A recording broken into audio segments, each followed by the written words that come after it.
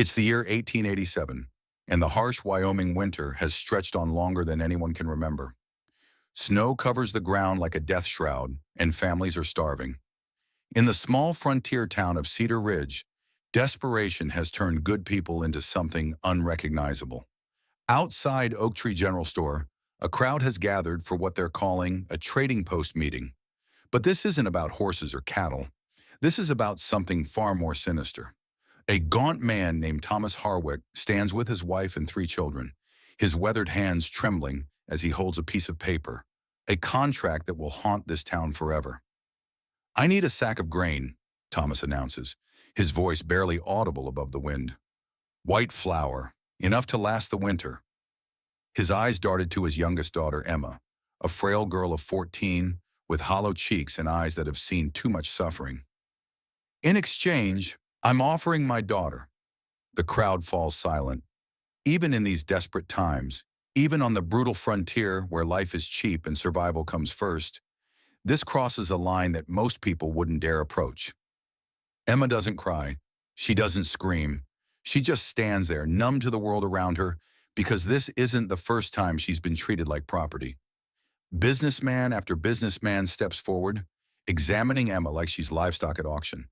They check her teeth, her hands, discussing her worth in terms of labor and other things that make your skin crawl. The bidding becomes more aggressive, more desperate, until finally one voice cuts through the chaos. "I'll take her." Everyone turns to see a tall, weathered man stepping out of the shadows. Ashford Callahan, though everyone just calls him Ash, is known throughout Cedar Ridge as the silent rancher. He rarely speaks, never socializes, and keeps to himself on his sprawling ranch outside town. He's the kind of man that mothers warn their children about, not because he's done anything wrong, but because his silence makes people uncomfortable. Ash doesn't examine Emma. He doesn't ask questions about her health or her abilities. He simply places a full sack of grain at Thomas's feet and extends his hand toward Emma. The transaction is complete in less than 30 seconds, and Emma finds herself walking away with a stranger while her family disappears into the crowd, clutching their payment. As they walk toward Ash's wagon, Emma steals one last glance at her family. Her mother won't meet her eyes. Her father is already discussing how to stretch the grain through winter. Her siblings act like she never existed at all. In that moment, Emma realizes something that will shape the rest of her story. Sometimes the people who are supposed to love you are the ones who hurt you most. The wagon ride to Ash's ranch is silent, except for the creaking of wheels and the distant howl of wind. Emma sits as far from Ash as possible, her mind racing with possibilities. None of them good. She's heard the stories other girls whisper about what happens when men buy children. She's prepared for the worst. But when Ash finally speaks, his words are simple and unexpected. "You hungry? If you thought that was dark, just wait until you see what comes next." Ashford Callahan's ranch sits like a fortress against the Wyoming wilderness. Isolated, self-sufficient, and wrapped in a silence so thick you could cut it with a knife. As their wagon approaches the modest farmhouse, Emma notices everything. The well-maintained fences, the sturdy barn, the smoke curling from the chimney that promises warmth she hasn't felt in months. Ash helps her down from the wagon without a word, his calloused hands gentle but distant. He's a man who looks like he's carried the weight of the world on his shoulders for so long that he's forgotten how to stand up straight. His dark hair is streaked with premature gray, and his eyes hold the kind of pain that only comes from losing everything that matters. "This is your room," he says, opening the door to a small but clean space off the main house. There's a bed with actual blankets, a wash basin, and a window that looks out over the endless prairie. For Emma, who spent the last 2 years sleeping on the floor of her family's overcrowded cabin, it might as well be a palace. Back in town, the gossip mill is already churning. Mrs. Dorothy Whitman, the preacher's wife, holds court at the general store every morning, and today's topic is the disturbing transaction she witnessed. "That poor child," she declares to anyone who'll listen, "living out there with that hermit. Lord only knows what evil intentions he has." The stories grow more elaborate with each telling. Some say Ash was a Confederate deserter who murdered his commanding officer. Others claim he's hiding from the law, using the isolation of his ranch to avoid justice. A few whisper that he's not quite right in the head, that the silence isn't by choice, but because something broke inside him during the war. But if the townspeople could see what's actually happening at the Callahan Ranch, they'd be shocked by the mundane reality. Ash maintains his distance from Emma, treating her more like a nervous animal than a person. He leaves meals on the kitchen table and goes about his daily routine, feeding livestock, mending fences, chopping wood, while she watches from windows and doorways. Emma spends her first week in a state of constant vigilance. She knows how to read the signs of an angry man, how to make herself small and invisible when violence is brewing, but Ash never raises his voice. He never drinks. He never even looks at her with anything other than polite indifference. The silence between them isn't comfortable. It's loaded with unspoken questions and unacknowledged trauma. Emma wants to ask why he took her in, what he expects from her, when the other shoe will drop. But she's learned that asking questions often leads to painful answers, so she keeps her thoughts to herself. Ash, meanwhile, seems to be wrestling with his own demons. Sometimes Emma catches him staring off into the distance with an expression so pained that she has to look away. Other times, she finds him standing in the doorway of what appears to be an unused bedroom, his shoulders shaking with suppressed emotion. The routine they develop is strange but stable. Ash works from dawn to dusk, always moving, always busy, as if stopping might allow unwanted thoughts to catch up with him. Emma gradually begins helping with small tasks, gathering eggs, sweeping the porch, preparing simple meals. They work in parallel rather than together, two broken people sharing space but not yet sharing trust. As the days pass, Emma begins to notice small kindnesses that Ash probably doesn't even realize he's showing. Extra firewood appears by her door before cold nights. Fresh milk is left on her windowsill. When she tears her only dress on a fence post, new fabric mysteriously appears in the barn. Living at the Callahan Ranch is like walking on a tightrope stretched over an abyss.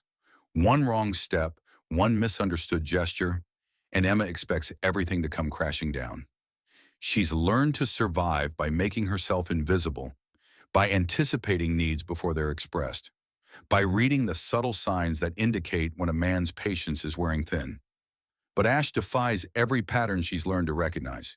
He doesn't slam doors when frustrated. He doesn't curse when things go wrong. When a fence breaks during a spring storm, flooding part of the pasture, he simply rebuilds it without drama or blame.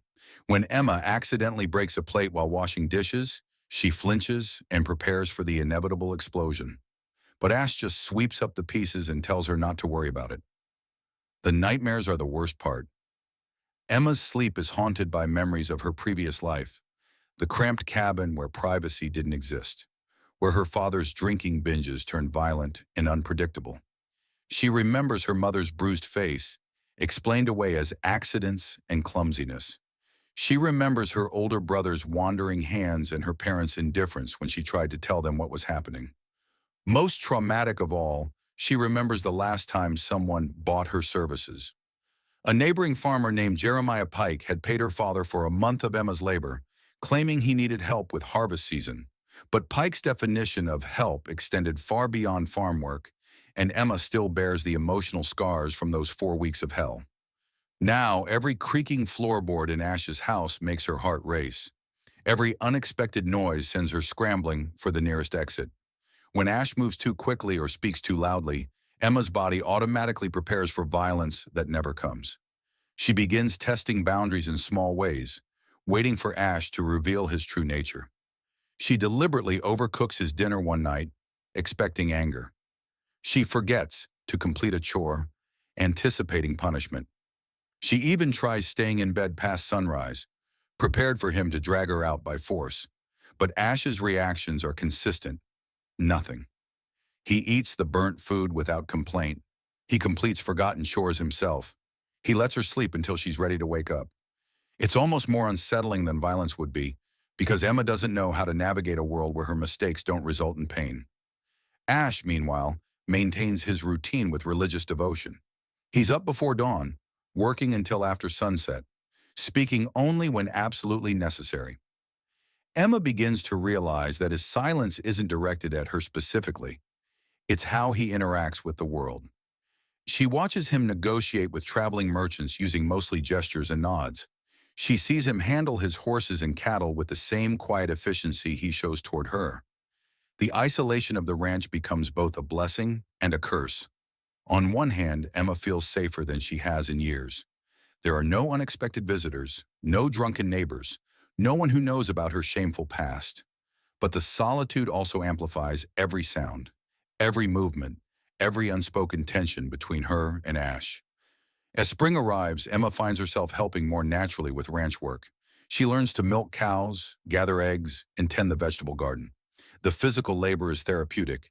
It keeps her hands busy and her mind focused on concrete tasks rather than spiraling into dark memories.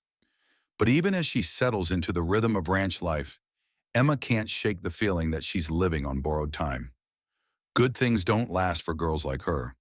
Kindness always comes with a price, and she's certain that eventually Ash will reveal what he expects in return for his protection. The rumors spreading through Cedar Ridge have taken on a life of their own, growing more sinister with each retelling. What started as concerned gossip has evolved into a full-scale moral panic, led by Mrs. Dorothy Whitman and her circle of self-appointed guardians of public decency. "It's been 3 weeks," Mrs. Whitman announces during her weekly ladies' auxiliary meeting, her voice dripping with righteous indignation. "3 weeks since that poor child was sold like cattle, and we've done nothing to save her. What kind of Christians are we if we allow such wickedness to continue under our very noses?" The stories about Ash have grown increasingly elaborate and disturbing. Some claim he was discharged from the army for unspeakable acts of violence. Others insist he's been seen talking to himself, evidence of a dangerous mental instability. A few whisper that previous housekeepers have disappeared from his ranch without explanation, their fates unknown and unquestioned. Mrs. Whitman has appointed herself as Emma's unofficial savior, despite never having spoken to the girl before her sale. She organizes a petition demanding that Sheriff Morrison investigate the unnatural arrangement at the Callahan Ranch. She writes letters to territorial authorities, painting Ash as a predator and Emma as his helpless victim. The campaign gains momentum when Mrs. Whitman convinces her husband, Reverend Charles Whitman, to address the issue from the pulpit. "There are wolves among us," he thunders during Sunday service, his eyes burning with holy fire. "Wolves who prey upon the innocent, who take advantage of desperate families, who hide their sins behind walls of silence. We cannot stand idly by while evil flourishes in our community." The sermon has its intended effect. Concerned citizens begin organizing informal patrols, riding past the Callahan Ranch at odd hours, looking for signs of distress or wrongdoing. They peer through windows, hoping to catch glimpses of Emma that might confirm their worst suspicions. Unfortunately for the gossips, what they actually observe is deeply disappointing. Emma appears healthy, well-fed, and properly clothed. She's seen working in the garden, hanging laundry, and moving freely around the property. When spotted from a distance, she doesn't appear to be restrained, injured, or distressed. But Mrs. Whitman refuses to be deterred by evidence that contradicts her narrative. "The poor child has been brainwashed," she explains to anyone who'll listen. "She's too frightened to cry for help, too traumatized to understand her own situation. We can't wait for her to ask for rescue. We must act before it's too late." The rumors eventually reach Emma's ears during a rare trip to town with Ash. While he conducts business at the feed store, she overhears two women discussing her situation in hushed but audible tones. "That man bought her like a slave," one says. "Lord knows what humiliation she's suffering. Someone needs to put a stop to it before he kills her." Emma's first instinct is to defend Ash, to tell these women that they're wrong about him. But years of conditioning keep her silent. She's learned that speaking up often makes things worse, that drawing attention to herself rarely ends well. Besides, part of her wonders if the townspeople might be right. Maybe Ash is just biding his time. Maybe his current kindness is part of some longer, more sinister plan. That night, Emma lies awake listening to the familiar sounds of the ranch. Ash moving around the house, completing his evening chores, eventually settling into his own room. She strains to hear anything that might confirm the townspeople's suspicions, any evidence that the man sleeping across the hall is the monster they claim he is. But all she hears is silence. the same peaceful, if lonely silence that has characterized every night since her arrival. And for the first time since leaving her family, Emma finds herself more afraid of the people trying to save her than of the man they're trying to save her from. The irony isn't lost on her.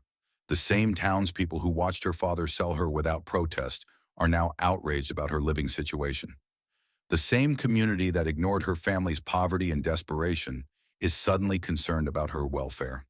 Their moral indignation feels performative, more about their own righteousness than her actual safety. Emma's illness comes suddenly and without warning, striking her down like a bolt of lightning on a clear day. What starts as a slight cough during morning chores quickly escalates into a raging fever that leaves her barely able to stand.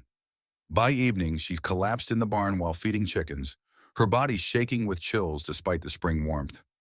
When Ash finds her, Emma's first coherent thought is terror. She's vulnerable now, helpless, exactly the kind of situation she's been dreading since arriving at the ranch. Men like her father had always been at their worst when she was sick, irritated by the inconvenience, angered by her inability to work, sometimes using her weakness as an excuse for unspeakable things. But Ash's reaction defies every expectation she's built up over 14 years of disappointment. Without hesitation, he scoops her up in his arms, the first time he's touched her since helping her down from the wagon, and carries her into the house. His movements are gentle but efficient, like he's handled sick children before. "Going to get the doctor," he says, settling her into his own bed, rather than the smaller guest room. "Don't try to move." It's more words than he's spoken to her in their entire time together, and his voice carries an unexpected tenderness that makes Emma's fever-addled mind spin with confusion. Dr. Marcus Henley arrives within hours, a gruff but competent man who's been practicing frontier medicine for 30 years. He examines Emma with professional detachment, checking her pulse, listening to her breathing, asking questions about symptoms and timing. His diagnosis is pneumonia, serious, potentially fatal, but treatable with proper care and attention. "She'll need constant monitoring," Dr. Henley tells Ash as they stand outside Emma's room. "Fever's going to get worse before it gets better. She'll need fluids, cool clothes, and someone to watch for complications. It's going to be touch and go for the next few days." What follows is a revelation that changes everything Emma thought she knew about Ash Callahan. For the next 72 hours, he barely leaves her side. He becomes her nurse, her protector, her anchor to the world when fever threatens to pull her under completely. Ash makes broth from scratch, spooning it between her lips when she's too weak to feed herself. He changes cool clothes on her forehead every hour, his calloused hands surprisingly gentle against her burning skin. When she's delirious with fever, crying out from nightmares, he sits beside her bed and speaks in low, soothing tones until she calms down. "You're safe," he tells her during one particularly bad episode. "Nobody's going to hurt you here, I promise." It's the first time anyone has ever made her that promise and sounded like they meant it. Emma begins to notice things about Ash that her previous fear had hidden from her. The way he moves carefully around her, always telegraphing his intentions so he doesn't startle her. How he keeps his voice low and steady, never sharp or demanding. The patience he shows when she's too weak to help herself, never making her feel like a burden or an inconvenience. On the third day, when her fever finally breaks, Emma wakes to find a small stack of books on her bedside table. They're well-worn volumes, poetry, adventure stories, even a few medical texts that someone has clearly read many times. A plate of fresh biscuits sits beside them, still warm from the oven. "Thought you might be bored," Ash explains when she asks about the books. "Reading helps pass the time when you're stuck in bed." There's something in his voice that suggests he speaks from experience, that he's spent his own share of time confined and healing. As Emma's strength slowly returns, she begins to speak more freely than she has since arriving at the ranch. Nothing dramatic, just small observations about the weather, thanks for his care, questions about the books he's shared. Ash responds to each comment, creating the closest thing to actual conversation they've had. "Why are you being so kind to me?" Emma finally asks on her 5th day of recovery. It's the question that's been burning in her mind since he first lifted her from the barn floor. Ash is quiet for so long that Emma thinks he won't answer. Then looking out the window rather than at her, he says, Everyone deserves kindness when they're suffering, especially children. Emma's recovery brings with it a newfound courage, the kind that comes from surviving something that could have killed you and realizing that the person caring for you might actually be trustworthy. For the first time since arriving at the ranch, she decides to ask the question that's been eating away at her since that day at the general store. "Why did you take me in?" she asked one morning while they're working together in the garden. "All those other men wanted to. They wanted me for terrible things, but you just brought me here and left me alone." "Why?" Ash's hands still on the tomato plant he's staking, his shoulders tensing in a way that suggests this is dangerous territory. For a moment, Emma thinks he won't answer, that he'll retreat into his familiar silence and pretend she never spoke. But then he straightens up, dirt-stained hands hanging at his sides, and looks directly at her for the first time since her illness. "Because you reminded me of someone," he says simply. "Someone who needed protection, and I failed her." It's not really an answer, but it's more than Emma expected. The conversation ends there, but it plants a seed of curiosity that grows stronger every day. Ash has never talked about his past, never mentioned family or friends, or the life he lived before becoming Cedar Ridge's silent rancher. Emma begins to pay attention to the small clues scattered around the house and property. The first discovery comes while cleaning the main room. Hidden behind a stack of farming journals, Emma finds a small wooden box containing a military medal, a Congressional Medal of Honor, awarded to Sergeant Ashford J. Callahan for conspicuous gallantry and intrepidity at the risk of his life above and beyond the call of duty during the Battle of Antietam. The medal is tarnished with age, but carefully preserved, suggesting it means something significant to its owner. More intriguing still is a letter she finds tucked inside one of the books Ash brought her during her illness. The envelope is addressed to Ash in feminine handwriting, and the return address shows C. Whitmore, St. Louis, Missouri. Emma knows she shouldn't read private correspondence, but her curiosity overcomes her better judgment. "My dearest brother," the letter begins, dated just 6 months ago. "I know you said not to write, but I can't bear this silence any longer. It's been 8 years since Sarah died, and you've punished yourself enough. She wouldn't want you to live like this, isolated, alone, carrying guilt that was never yours to bear." The letter goes on to describe life in St. Louis, mutual friends who ask about Ash, family gatherings he's missed. But it's the reference to someone named Sarah that stops Emma cold. The tone suggests this wasn't just any death.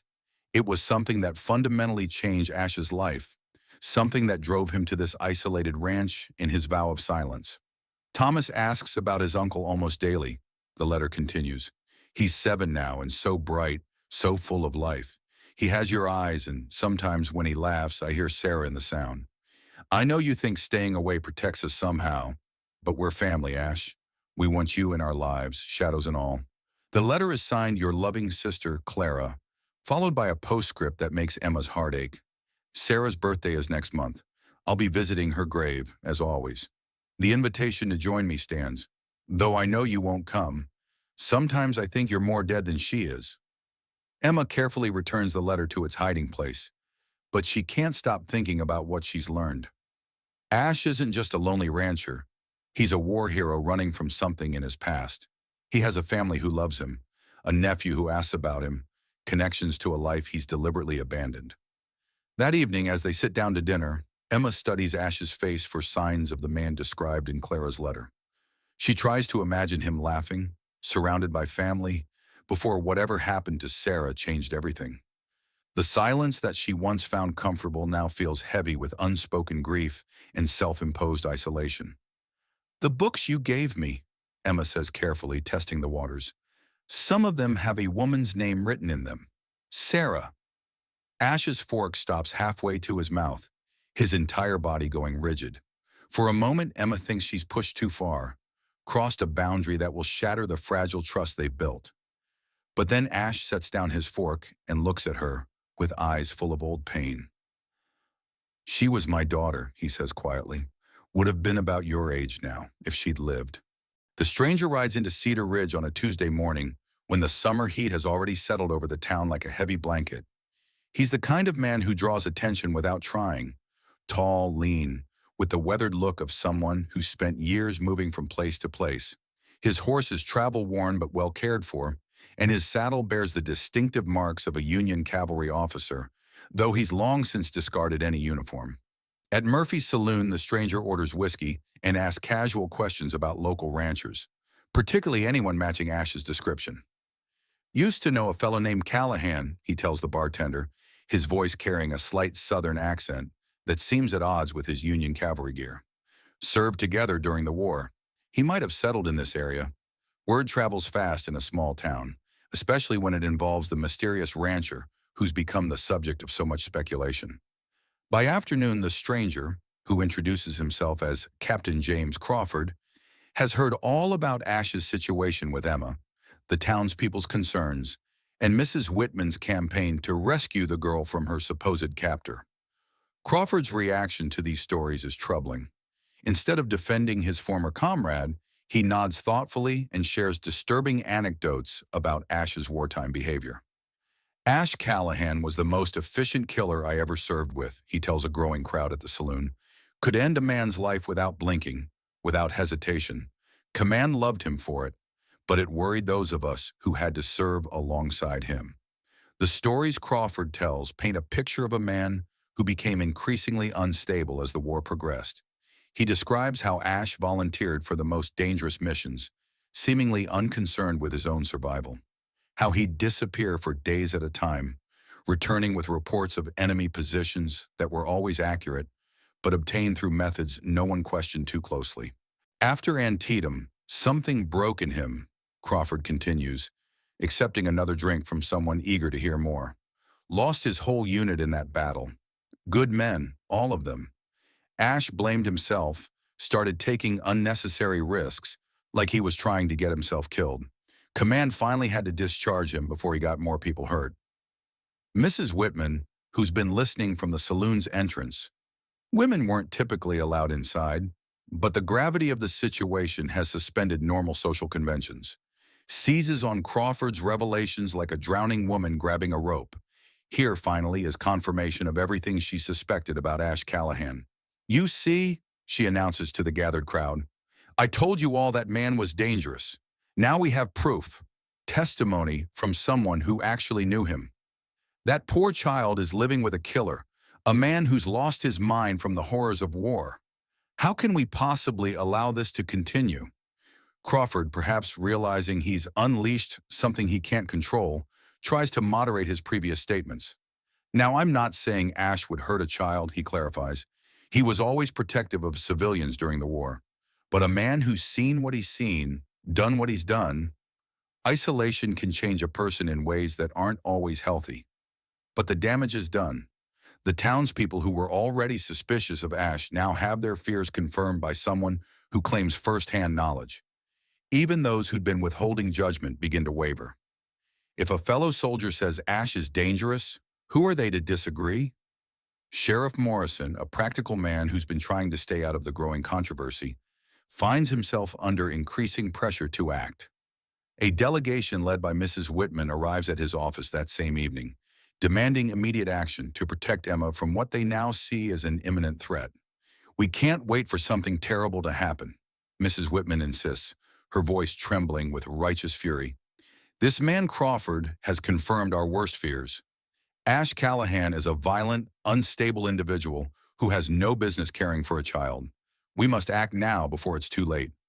Sheriff Morrison points out that no actual crime has been committed, that Emma appears healthy and unharmed in all reports, and that removing a child from a legal guardian based solely on speculation and wartime service records sets a dangerous precedent.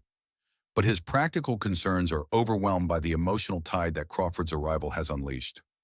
As word of Crawford's revelations spreads throughout Cedar Ridge, the few voices that had been defending Ash's character are quickly silenced. The narrative has shifted from concern to certainty, from speculation to confirmed fact.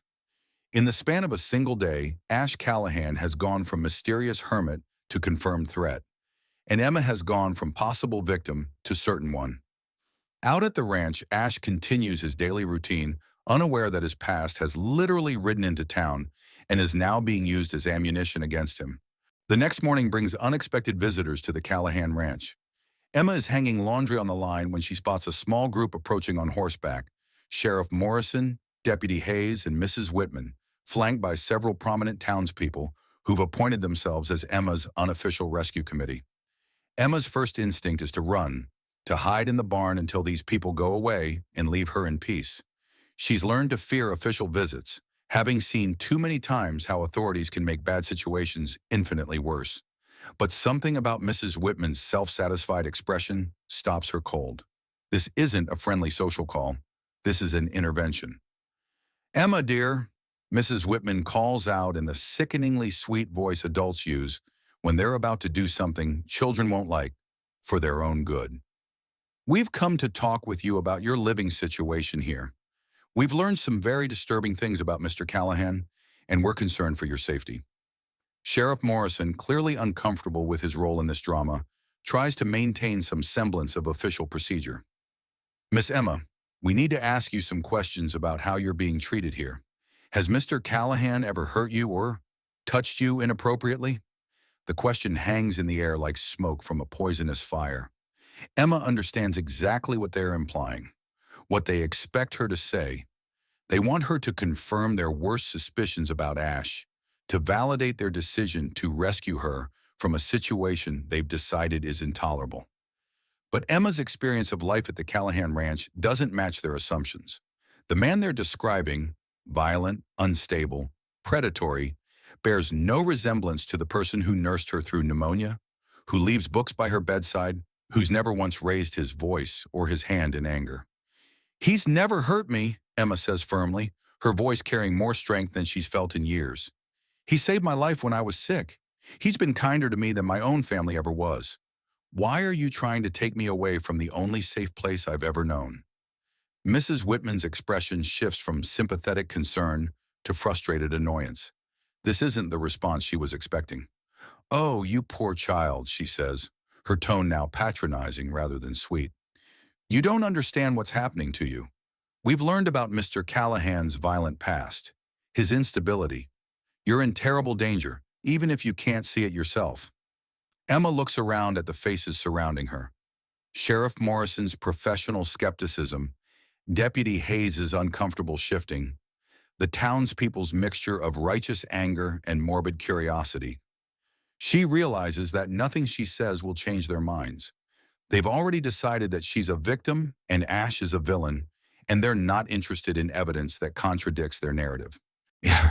"Where would you take me?" Emma asks, though she already suspects the answer won't be appealing. "The Territorial Children's Home in Cheyenne," Mrs. Whitman responds, as if this is obviously the best possible outcome. "It's a Christian institution where you'll receive proper care and education. You'll be safe there, surrounded by other children who face similar hardships." Emma knows about the Territorial Children's Home. She's heard stories from other girls who've ended up there. Overcrowded dormitories, inadequate food, staff who view children as burdens rather than people to be protected. It's the kind of place where someone like her, with no family connections and no money, would disappear into the system and never be heard from again.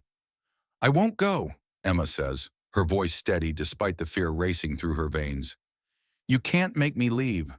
Ash is my legal guardian now. He bought me fair and square, which makes this my home." It's a terrible thing to have to say, referring to herself as property that was bought and sold. But at this moment, it's also her only legal protection.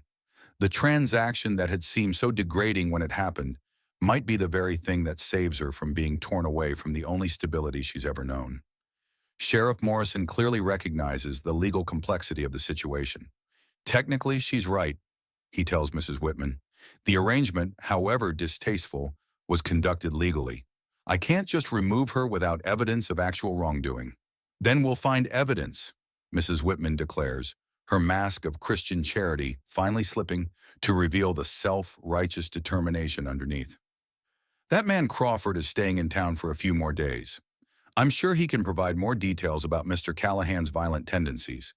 And there must be other witnesses, other people who can testify to his unfitness as a guardian." As the delegation prepares to leave, Mrs. Whitman makes one final attempt to sway Emma. "Child, I understand you're frightened and confused, but we're trying to help you. Don't let misguided loyalty to that man prevent you from accepting the salvation we're offering. Emma watches them ride away, her heart pounding with a mixture of anger and terror. She's seen enough of the world to know that the salvation Mrs. Whitman offers often comes with a price that's higher than the problem it's supposed to solve. And for the first time since arriving at the ranch, she finds herself hoping that Ash's silence might finally break. Emma waits until the dinner dishes are cleared and Ash has settled into his evening routine before she approaches him about the afternoon's visitors. She finds him in the barn, methodically checking equipment and preparing for the next day's work, the same ritual he's performed every night since she arrived. "They came for me today," she says without preamble. "Mrs. Whitman, the sheriff, a whole group of them. They want to send me to the Territorial Children's Home in Cheyenne." Ash's hands are still on the harness he's examining, but he doesn't turn around. Emma can see the tension in his shoulders, the way his breathing has changed from relaxed to carefully controlled. "They say you're dangerous," she continues, stepping closer. "A man named Crawford came to town, told stories about the war, about things you did. They think you're going to hurt me." This time Ash does turn around, and Emma is startled by the pain she sees in his eyes. It's the look of a man who's been running from his past for so long that he's forgotten how to stand and fight. "Crawford," he says quietly, as if the name tastes bitter in his mouth. "Should have known he'd turn up eventually. Some debts follow you no matter how far you run." Emma senses that she's standing at the edge of a precipice, that whatever Ash tells her next will change everything between them. But she's come too far to turn back now, and the afternoon's confrontation has made it clear that hiding from the truth won't protect either of them. "They're going to come back," she says. "Mrs. Whitman won't give up until she's saved me from you. If there's something I should know, something that will help me understand what we're facing, please tell me." Ash is quiet for so long that Emma begins to think he'll retreat into his familiar silence. But then he walks to the back corner of the barn, to a section she's never paid much attention to, and kneels beside what appears to be a storage trunk covered by old horse blankets. "This belonged to my daughter," he says, his voice barely above a whisper. "Sarah, everything I couldn't bear to look at, but couldn't bring myself to throw away." The trunk is locked, but Ash produces a key from his pocket, worn smooth from years of handling, as if he's taken it out and held it many times without actually using it. Inside, Emma finds a collection of items that tell the story of a life cut tragically short. Children's clothes, carefully folded, a rag doll with yarn hair, a small slate for writing lessons, and underneath it all, a stack of newspaper clippings that make Emma's blood run cold. The headlines are stark and devastating. "Wagon Train Massacre near Fort Collins," and "Heroic Cavalry Sergeant Saves Orphans from Raiders," and "Military Hero Loses Own Daughter in Rescue Attempt." The articles paint a picture that's both heroic and heartbreaking, a story of a man who saved dozens of lives, but couldn't save the one that mattered most. According to the newspaper accounts, Ash had been escorting a wagon train of orphans from an Eastern children's home to new families in Colorado Territory when they were attacked by a band of outlaws. Ash had managed to get most of the children to safety, fighting off the raiders single-handedly and earning his Medal of Honor in the process. But in the chaos of the battle, his own 8-year-old daughter, Sarah, who had been traveling with him during a brief leave from duty, was struck by a stray bullet. "I chose to save strangers' children instead of protecting my own," Ash says, his voice breaking on the words he's apparently never spoken aloud before. 37 orphans live because of what I did that day, but Sarah died because I wasn't there when she needed me most." Emma pieces together the rest of the story from the clippings and Ash's halting explanations. After Sarah's death, Ash had suffered what the Army doctors called melancholia, what people today might recognize as severe depression and post-traumatic stress. He'd become increasingly withdrawn, refusing to speak except when absolutely necessary, turning down promotions and commendations that felt like mockeries of his failure as a father. "Crawford was my commanding officer during the worst of it," Ash continues, his hands trembling slightly as he handles Sarah's belongings. "He tried to help, tried to get me to talk to chaplains and doctors. But I couldn't explain how saving all those children felt like the worst thing I'd ever done, because it meant Sarah died for nothing." The final piece of the puzzle comes in the form of a letter written in a child's careful handwriting and dated just days before the wagon train attack. Dear Papa, it reads, I can't wait to see the Colorado mountains. Aunt Clara says they're so tall they touch the sky. Will you teach me to ride horses like a real cowgirl? I love you more than all the stars. Your daughter, Sarah. Emma understands now why Ash bought her that day at the general store, why he's treated her with such careful distance, why her illness had brought out a tenderness she hadn't expected. She's not just a random act of charity. She's his attempt at redemption, his chance to protect one child when he'd failed to protect his own. That's why you won't speak up for yourself, Emma realizes. You think you deserve whatever punishment they want to give you. You think saving me doesn't make up for losing Sarah. Ash carefully returns Sarah's belongings to the trunk, locking it again with hands that shake with suppressed emotion. Some mistakes can't be forgiven, he says simply. Some debts can't be repaid. All I can do is try to make sure no other child suffers because of my failures. Emma doesn't have long to process the revelations about Ash's past before their fragile peace is shattered by the thunder of approaching hooves. Through the barn window, she can see a group of riders approaching, not the casual delegation from yesterday, but an official party led by two territorial deputies with legal papers and grim expressions. They're here, Emma whispers, her heart racing as she counts at least 6 men, all armed, all looking like they mean business. Mrs. Whitman rides with them, her face set in lines of righteous triumph, clearly convinced that she's about to save an innocent child from a dangerous predator. Ash moves with the calm efficiency of a man who's faced down armed enemies before. He closes the trunk, stands slowly, and walks toward the barn entrance with Emma close behind him. There's something different about his posture now, not the defeated slump of a man running from his past, but the straight-back bearing of a soldier preparing for battle. Ashford Callahan, calls Deputy Marshal Thomas Sterling as he dismounts near the house. We have a court order for the immediate removal of the minor child, Emma Harwick, from your custody. You're to surrender her to territorial authorities for transport to the children's home in Cheyenne. Emma feels panic rising in her throat like bile. This is it, the moment she's been dreading since Mrs. Whitman's first visit. She'll be torn away from the only safe place she's ever known and shipped off to an institution where she'll become just another forgotten ward of the territory, another casualty of other people's good intentions. I won't go, Emma says, stepping out from behind Ash to face the deputies directly. You can't make me leave my home. Deputy Sterling's expression softens slightly as he looks at her. She's clearly not the cowering, abused victim he was expecting to find. Miss, we understand this is difficult, but we have reports of dangerous conditions here. We're acting in your best interests. Whose reports? Emma demands, her voice stronger than she feels. Mrs. Whitman's? She's never lived here, never seen how Mr. Callahan treats me. She's making assumptions based on gossip and prejudice. Mrs. Whitman urges her horse forward, her face flushed with indignation. Child, you don't understand what's happening to you. This man has clearly manipulated you, made you believe that his treatment of you is normal. But we know better. We know what men like him are capable of.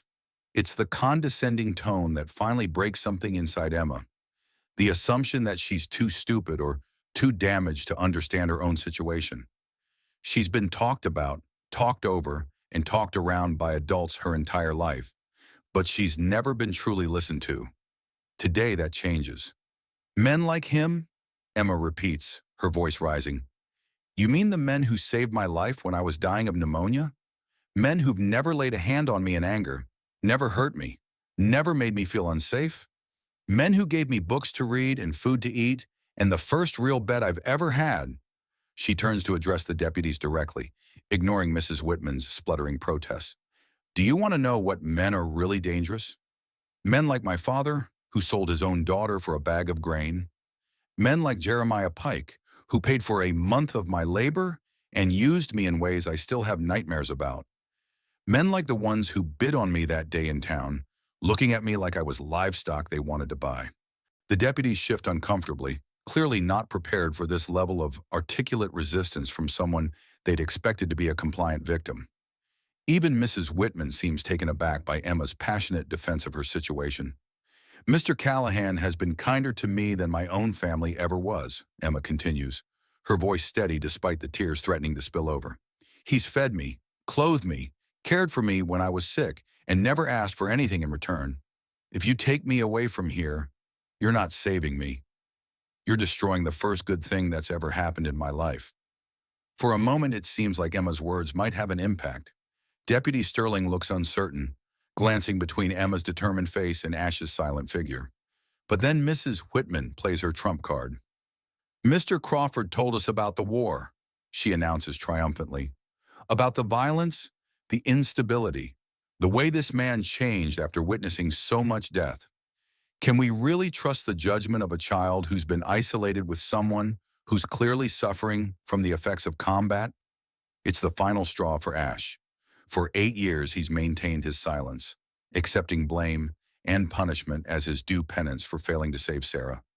But watching these people try to destroy Emma's newfound stability, seeing them use his greatest tragedy against him, finally breaks through the wall of guilt and self-imposed exile he's built around himself. Enough, Ash says, and the single word carries such authority that every person in the yard falls silent. It's the voice of a man who once commanded soldiers in battle, who earned a Medal of Honor through courage under fire, who saved 37 lives in a single day of horror and heroism. You want to know about the war? Ash continues, his voice gaining strength with each word. You want to know about violence and instability? I'll tell you what I learned in 4 years of fighting. That the real monsters aren't the ones who kill to protect innocent people. The real monsters are the ones who destroy children in the name of saving them. The transformation in Ash is startling. This isn't the silent, withdrawn rancher Emma has known for months. This is the decorated war hero, the man who faced down armed raiders to save a wagon train full of orphans. For the first time since Sarah's death, Ashford Callahan is standing up and fighting back. This child came to me beaten down, starved, sold by her own family like a piece of property, Ash says, his gaze sweeping across the assembled deputies and townspeople. She was sick, scared, and convinced that every adult in her life would eventually hurt her, and you want to tear her away from the first stable home she's ever known because a bitter ex-soldier told you stories about my wartime service? Deputy Sterling clears his throat uncomfortably. Mr. Callahan, we understand your position, but we have legal authority here. The court has determined nothing, Ash interrupts, his voice cutting through the deputy's bureaucratic language like a blade. You have the word of one man against the testimony of the child you claim to be protecting. Emma has told you she's safe here. She's told you she doesn't want to leave. And instead of listening to her, you're treating her like she's too stupid to understand her own situation. The confrontation at the Callahan Ranch sends shockwaves through Cedar Ridge that split the community down the middle. Word of Ash's impassioned defense of Emma spreads like wildfire, carrying with it details that many townspeople hadn't considered before. The fact that Emma herself begged not to be removed, that she spoke eloquently about feeling safer with Ash than she ever had with her own family. At Murphy's Saloon, opinions clash like thunderstorms meeting over the prairie. Some patrons, particularly those who remember Ash from his early days in town, begin to question the narrative that Mrs. Whitman has so carefully constructed. I've known Ash Callahan for nearly 10 years, declares old Pete Morrison, the sheriff's uncle. Never seen him hurt so much as a fly.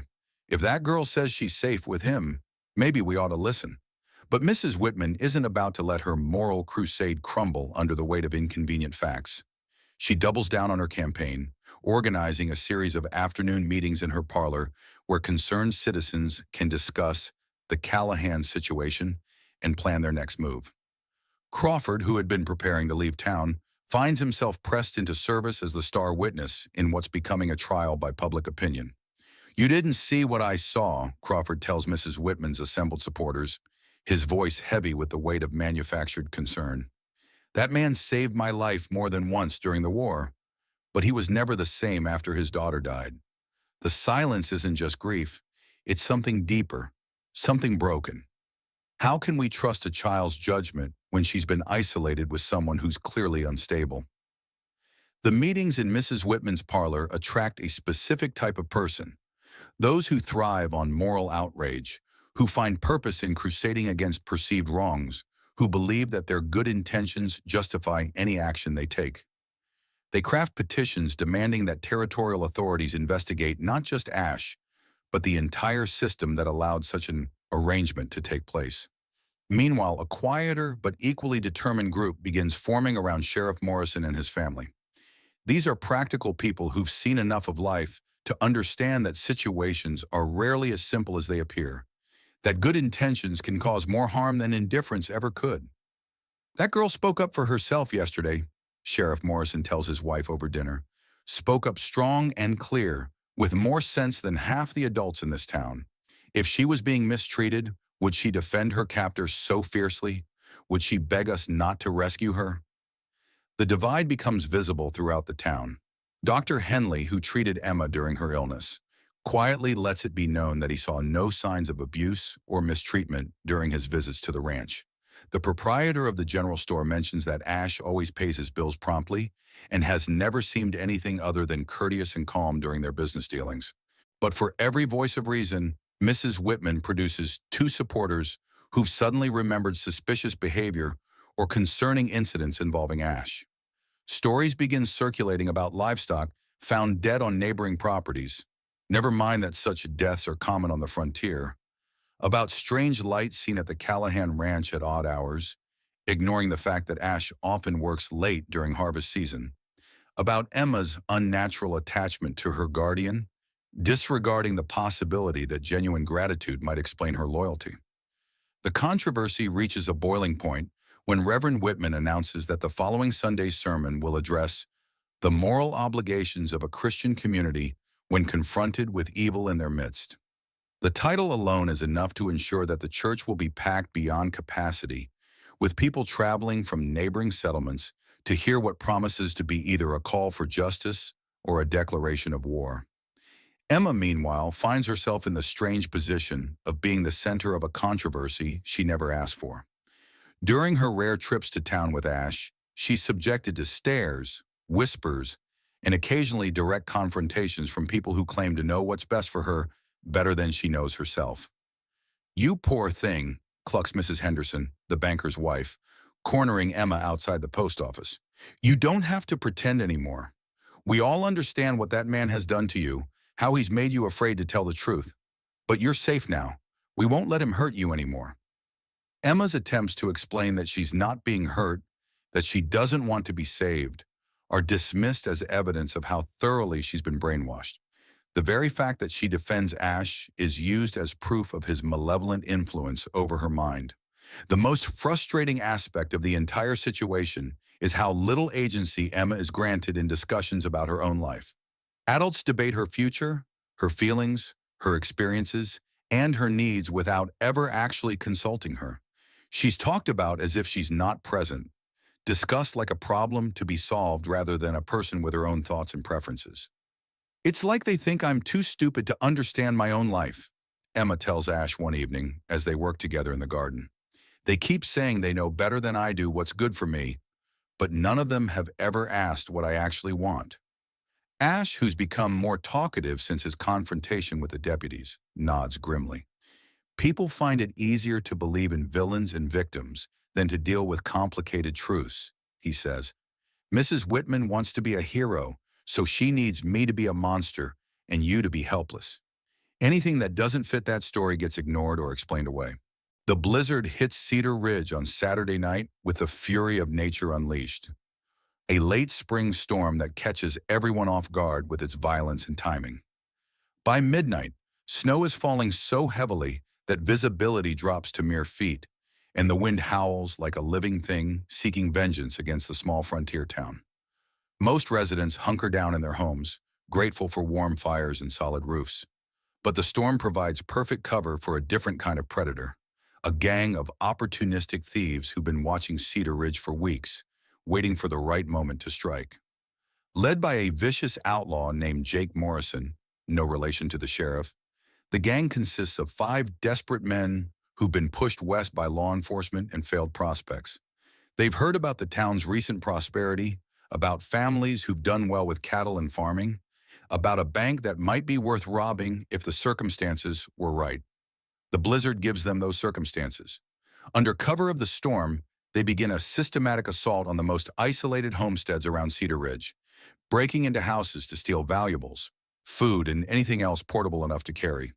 Their first victims are the elderly Andersons, who live alone on a small farm north of town. By the time the gang moves on, the couple has been beaten and left for dead in their own kitchen. The next target is the widow Mary Patterson and her 3 young children. Mary's husband died in a farming accident the previous year, leaving her to raise her family alone on a modest homestead. She's exactly the kind of vulnerable target that cowards like Morrison's gang prefer. Isolated, defenseless, unlikely to put up significant resistance. But what the outlaws don't know is that the Patterson homestead sits directly between Cedar Ridge and the Callahan Ranch. When Ash hears gunshots through the storm, followed by screams that cut through the wind like knives, he doesn't hesitate. He's heard those sounds before, during the war, and he knows exactly what they mean. "Stay in the house," Ash tells Emma, his voice carrying an authority she's never heard before. "Bar the door behind me and don't open it for anyone except me or Sheriff Morrison. If I'm not back by dawn, ride to town and find help." Emma watches from the window as Ash disappears into the blizzard, moving with the purposeful stride of a man who's done this before. He's armed with his old army rifle and a determination born of painful experience. He failed to protect Sarah, but he won't make that mistake again. The scene at the Patterson homestead is chaos. The gang has broken in through the front door and is systematically terrorizing the family, demanding money and valuables while threatening the children to keep Mary compliant. Morrison himself has Mary's youngest, a boy of 5, held at gunpoint while his men ransack the house. "Please," Mary begs, clutching her 2 daughters close to her body. "We don't have much, but you can take whatever you want. Just don't hurt my children." Morrison's laugh is ugly and predatory.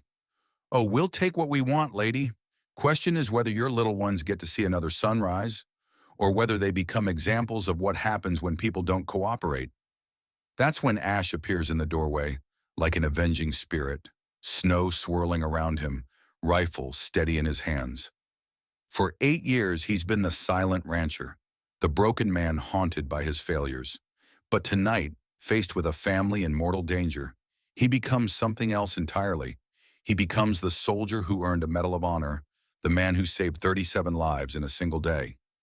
"Let them go," Ash says, his voice carrying the calm authority of someone who's faced down armed enemies before. "Take what you want and leave. You don't want to escalate this situation." Morrison spins around, still holding the boy, his face twisted with surprise and rage. "Well, well.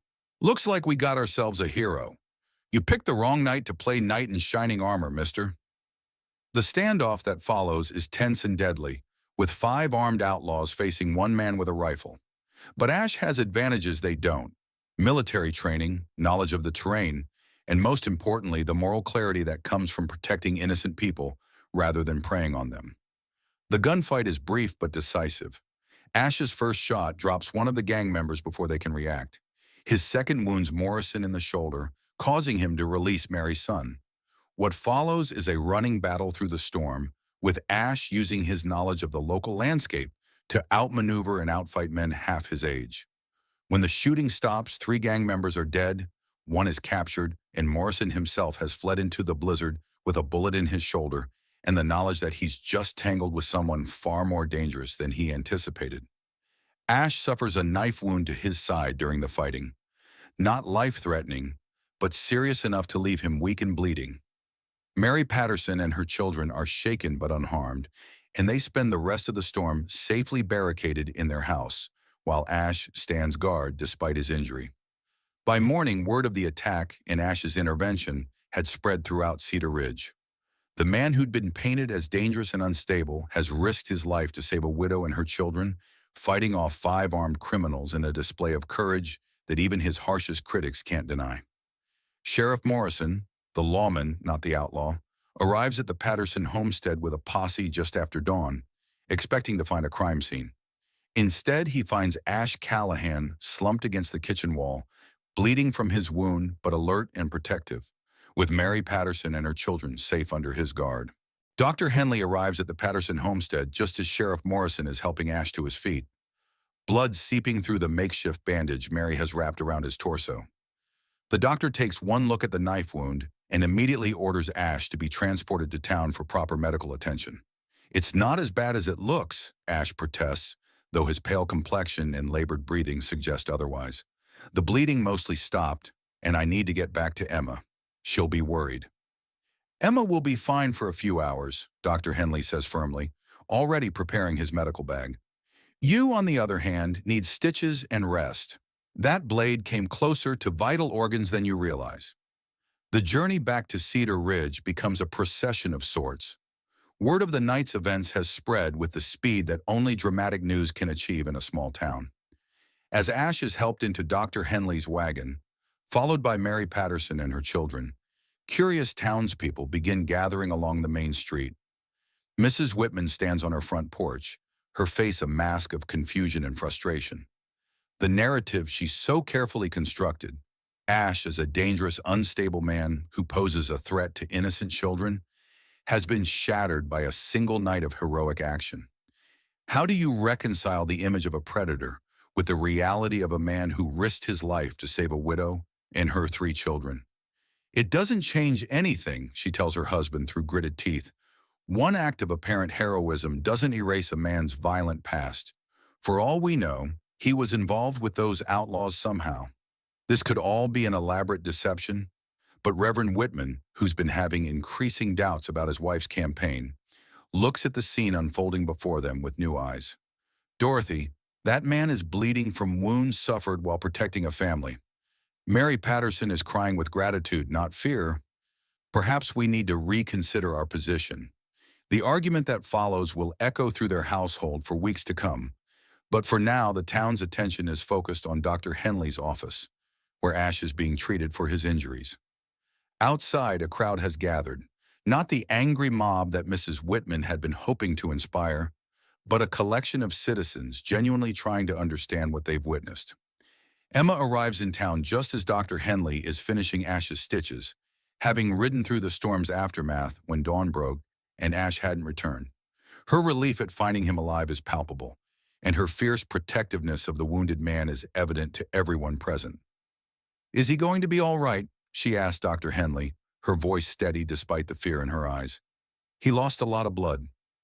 "He'll be fine with rest and proper care," the doctor assures her, "though I suspect he'll have some impressive scars to add to his collection. This isn't the first time he's been wounded protecting others." It's Mary Patterson, however, who provides the most powerful testimony. As word spreads that she wants to address the community about the night's events, people begin gathering at the church, not for Reverend Whitman's planned sermon about moral obligations, but for a first-hand account from someone who witnessed Ash's character under the most extreme circumstances possible. "I want everyone to understand what happened last night," Mary says, standing before the assembled crowd with her 3 children beside her. Her voice is clear and strong, despite the trauma she's endured. "5 armed men broke into my home, threatening to kill my babies unless I gave them everything I owned. They were discussing other things they planned to do before they left." The crowd shifts uncomfortably, understanding the implications without needing explicit details. "Then Mr. Callahan appeared," Mary continued. "He didn't hesitate, didn't negotiate, didn't think about his own safety. He saw a family in danger and he acted. Those men were younger, better armed, and they outnumbered him 5-1. But he fought them anyway because it was the right thing to do." She turns to look directly at Mrs. Whitman, who's sitting in the front pew with an expression of growing discomfort. "I've heard the rumors about Mr. Callahan, the stories about him being dangerous and unstable. But I'll tell you what I saw. I saw a man willing to die to protect children who weren't even his own. I saw courage and honor, and exactly the kind of person I'd want watching over someone I loved." The church falls silent as Mary's words sink in. This isn't speculation or gossip or secondhand stories from bitter ex-soldiers. This is direct, personal testimony from someone whose life was saved by the man they've been condemning. Emma stands up from her seat, her heart pounding, but her resolve firm. For months, she's watched adults debate her fate without consulting her, making decisions about her life based on assumptions and prejudices. But Mary Patterson's courage has inspired her own, and she knows this might be her only chance to speak the truth. Mrs. Whitman keeps saying she knows what's best for me, Emma says, her young voice carrying clearly through the packed church. She keeps insisting that Mr. Callahan is dangerous, that I'm not safe with him, but she's never asked me what I think, what I've experienced, what I want. She takes a deep breath, drawing strength from the sight of Ash sitting in the back of the church, his arm in a sling but his eyes encouraging her to continue. Mr. Callahan saved my life twice, Emma continues. Once when he bought me from my family, and again when he nursed me through pneumonia. He's given me food, shelter, education, and kindness. Things my own parents never provided. He's never hurt me, never threatened me, never made me feel unsafe. The only time I've felt afraid since living with him is when people tried to take me away from the first real home I've ever known. The impact of Emma's words is immediate and profound. Here is the supposed victim of Ash's predatory behavior, speaking eloquently about gratitude, safety, and protection. Her testimony, combined with Mary Patterson's account of the previous night's heroics, creates a picture that's impossible to reconcile with Mrs. Whitman's narrative of danger and abuse. As Emma returns to her seat, the church buzzes with whispered conversations. The community is beginning to understand that they may have misjudged not just Ash Callahan, but the entire situation surrounding Emma's guardianship.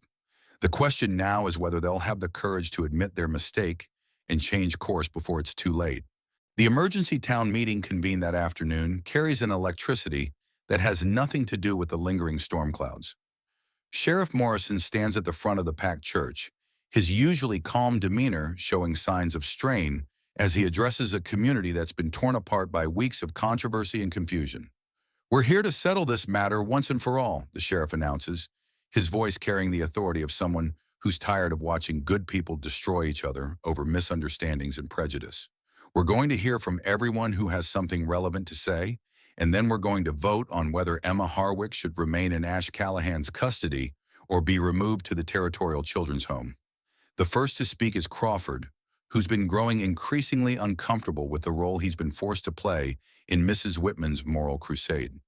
The man who arrived in town a week ago full of dark stories about Ash's wartime behavior now seems reluctant to maintain his position.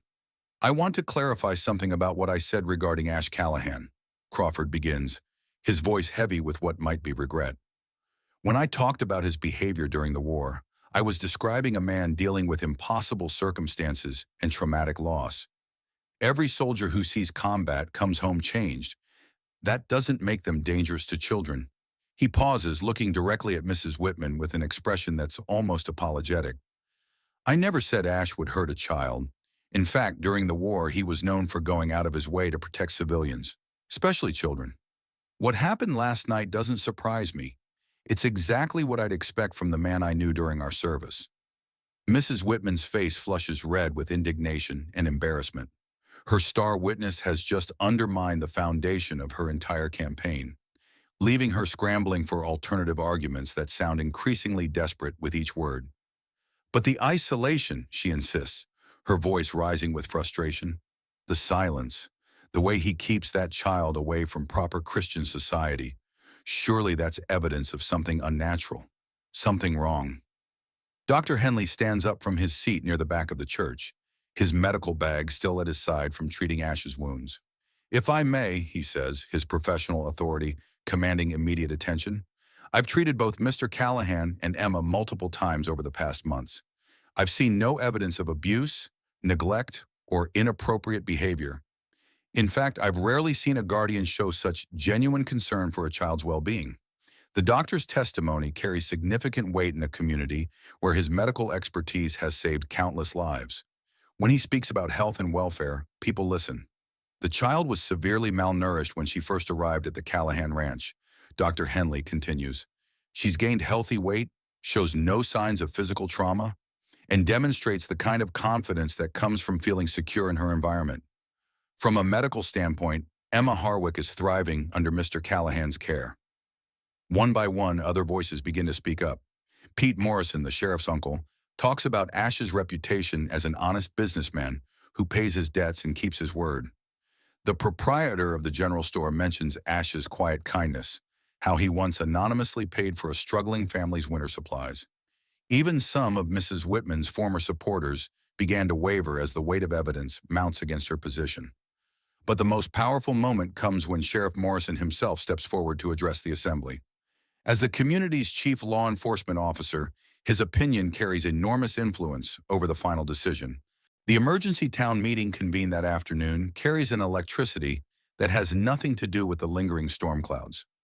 Sheriff Morrison stands at the front of the packed church, his usually calm demeanor showing signs of strain as he addresses a community that's been torn apart by weeks of controversy and confusion.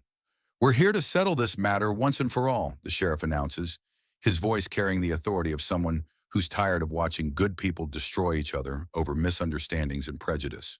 "We're going to hear from everyone who has something relevant to say, and then we're going to vote on whether Emma Harwick should remain in Ash Callahan's custody or be removed to the Territorial Children's Home." The first to speak is Crawford, who's been growing increasingly uncomfortable with the role he's been forced to play in Mrs. Whitman's moral crusade. The man who arrived in town a week ago full of dark stories about Ash's wartime behavior now seems reluctant to maintain his position. "I want to clarify something about what I said regarding Ash Callahan," Crawford begins, his voice heavy with what might be regret. "When I talked about his behavior during the war, I was describing a man dealing with impossible circumstances and traumatic loss. Every soldier who sees combat comes home changed. That doesn't make them dangerous to children." He pauses, looking directly at Mrs. Whitman with an expression that's almost apologetic. "I never said Ash would hurt a child. In fact, during the war, he was known for going out of his way to protect civilians, especially children. What happened last night doesn't surprise me.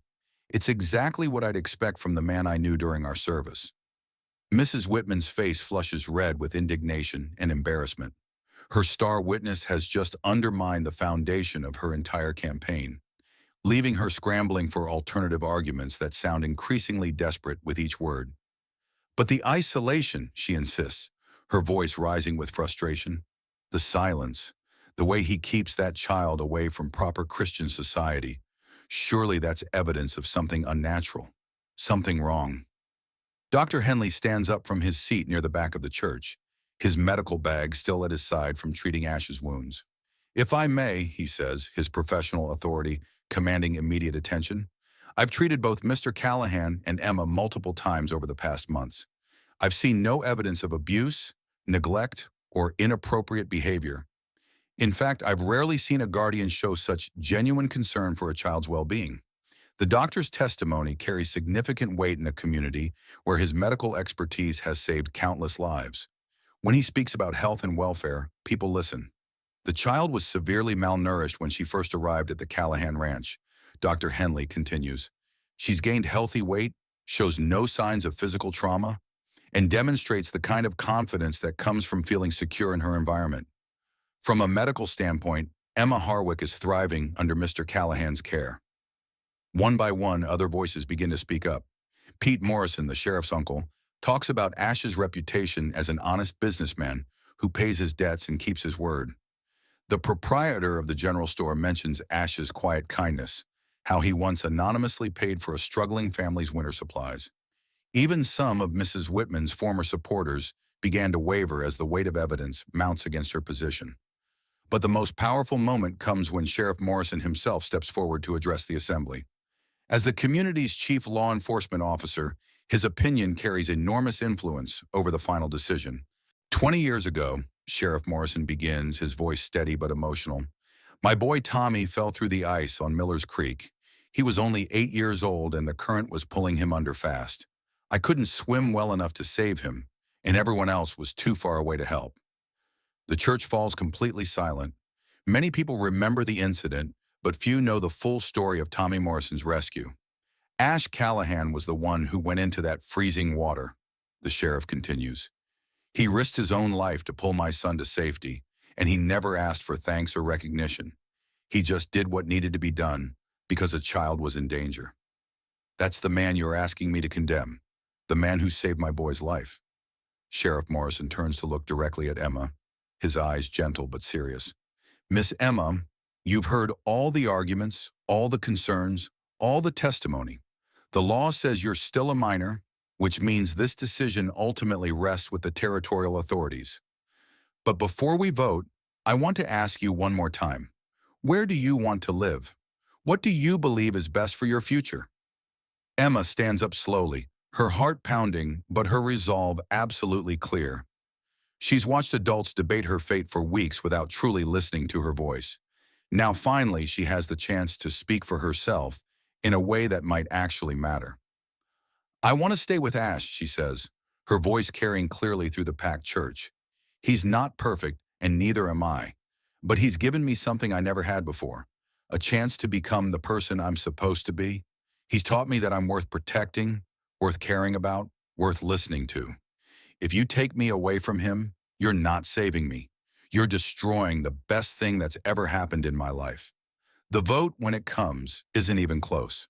By a margin of more than 3-1, the citizens of Cedar Ridge decide that Emma should remain in Ash's custody. Even some of Mrs. Whitman's most ardent supporters can't argue with the evidence they've heard. The testimony of the child herself, the medical opinion of their trusted doctor, and the heroic actions that saved the Patterson family. But the final word belongs to Sheriff Morrison, whose recommendation will carry the most weight with territorial authorities. He stands before the assembly, looking at Ash and Emma sitting together in the back of the church, and makes the decision that will determine their future. Based on everything I've heard today and everything I've observed over the past months, I'm recommending to territorial authorities that Emma Harwick remain in the custody of Ashford Callahan, he announces. Furthermore, I'm requesting that Mr. Callahan be granted formal adoption rights, making this arrangement permanent and legal. Spring arrives at the Callahan Ranch with a sense of renewal that goes far deeper than the changing seasons. The snow melts to reveal earth that's ready for planting, and Emma finds herself working alongside Ash to create something they've never had before. A real garden designed not just for survival, but for beauty and abundance.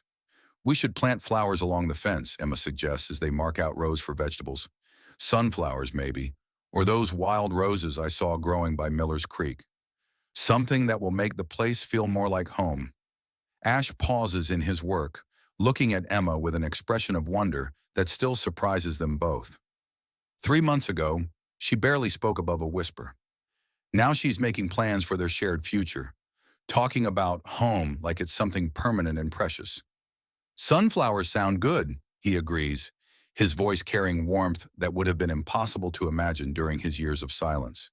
Sarah always loved sunflowers, said they reminded her of faces turned toward the light. It's the first time Ash has mentioned his daughter without pain, overwhelming his words. The grief is still there, it always will be, but it's no longer the crushing weight that drove him into isolation. Emma's presence hasn't erased his loss, but it's given him a reason to live with it rather than simply survive it. The legal proceedings that followed the town meeting moved with surprising speed.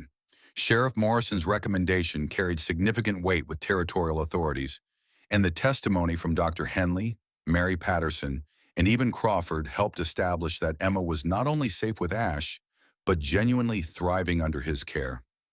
The formal adoption papers arrived on a Tuesday morning in late spring, carried by the same territorial deputy who had once come to remove Emma from the ranch. This time, however, Deputy Sterling wore a smile instead of a frown as he handed over the documents that would make Emma's place in Ash's life official and permanent. "Congratulations," Sterling said, shaking both their hands with genuine warmth. "I have to admit, I had my doubts when this whole situation started, but seeing you two together now, seeing how you've both grown, well, it's clear that sometimes the best families aren't born, but built." Emma runs her fingers over the adoption certificate, tracing the words that legally make her Emma Sarah Callahan, a name that honors both her new beginning and the memory of the daughter Ash lost. It's a gesture that moves both of them to tears, acknowledging the past while embracing the future they're building together. The changes in their daily routine are subtle but significant. Ash speaks more now, not constantly, but enough to share his thoughts, his plans, his memories of Sarah, without the crushing weight of guilt that once made such conversations impossible. He teaches Emma to read the weather, to understand the rhythms of ranch life, to handle herself with the quiet confidence that comes from knowing she's valued and protected. Emma, meanwhile, has blossomed into someone she never imagined she could become. The frightened, withdrawn girl who arrived at the ranch has been replaced by a young woman who speaks her mind, stands up for what she believes in, and approaches each day with curiosity rather than fear. She reads voraciously from Ash's collection of books, writes in a journal he bought her, and dreams about a future that stretches beyond mere survival. Their relationship has evolved into something unique. Not quite father and daughter, since the age gap isn't quite that large, but definitely family in all the ways that matter. They're two broken people who found healing in each other's presence. Two lost souls who discovered that home isn't a place, but a feeling of safety and belonging. The garden they plant together becomes a symbol of this new beginning. Rows of vegetables for sustenance, herbs for medicine and flavor, and yes, a border of sunflowers that will turn their faces toward the light all summer long. As they work side by side, planning and planting and dreaming, both of them understand that they're doing more than growing food. They're cultivating hope. "Do you think she would have liked me?"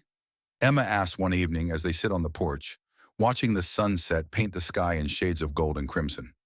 "Sarah, I mean, do you think we would have been friends?" Ash considers the question seriously, as he does all of Emma's inquiries about his daughter. "I think she would have loved you," he says finally.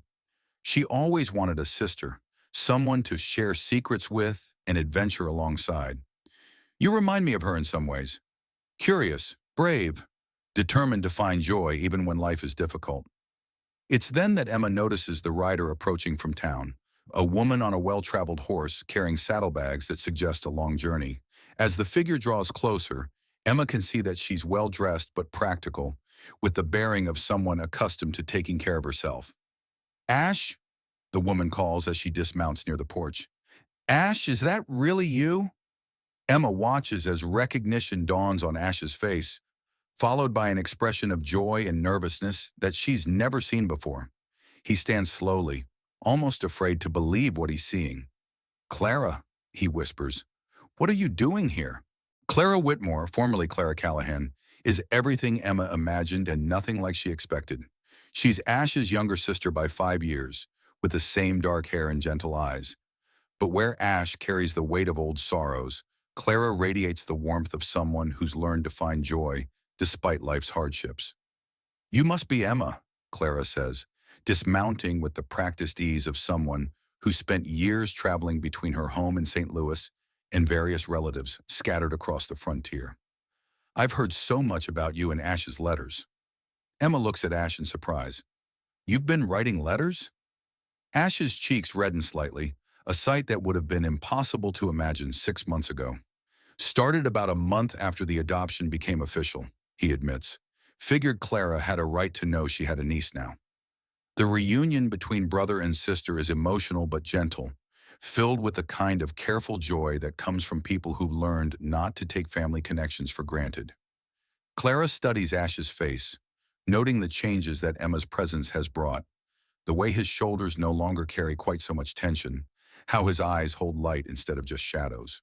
"You look good," Clara tells her brother, her voice thick with tears she's trying not to shed. "Better than you have in years. I was so afraid when I got your letter, afraid that taking on the responsibility of raising a child might break what was left of your heart. But I can see now that it's done the opposite." Over dinner that night, Clara shares stories from their childhood, painting a picture of Ash before the war changed everything. Emma learns that he once had a sense of humor, that he used to sing while doing chores, that he was the kind of big brother who would spend hours teaching Clara to fish and ride and navigate by the stars. He was going to be a teacher, Clara reveals, passing around photographs from their family's past. Before the war, before Sarah, he wanted to work with children, help them learn and grow. It's funny how life brings us back to our true purposes, even when we take the longest possible route to get there. But it's Clara's stories about Sarah that affect Emma most deeply. Through her aunt's memories, Emma begins to understand the little girl whose death sent Ash into 8 years of silence and isolation. Sarah had been curious, fearless, and full of questions about everything from why the sky was blue to how birds learned to fly. She'd been the light of Ash's life, the reason he fought so hard to come home from the war. She would have adored you, Clara tells Emma with absolute certainty.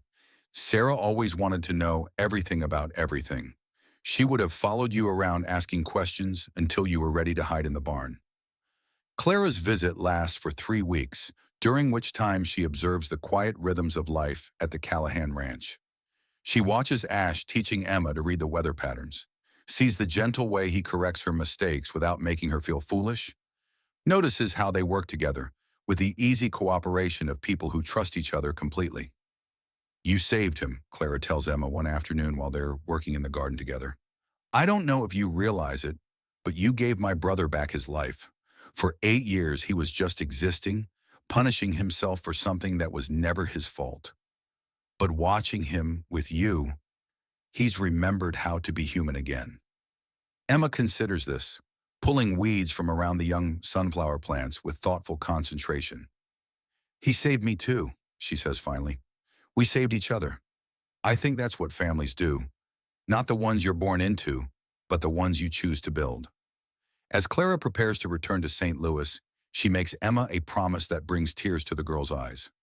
I'll be back for your birthday, she says, and for Christmas, and whenever else you need an aunt who spoils you terribly and tells embarrassing stories about your father.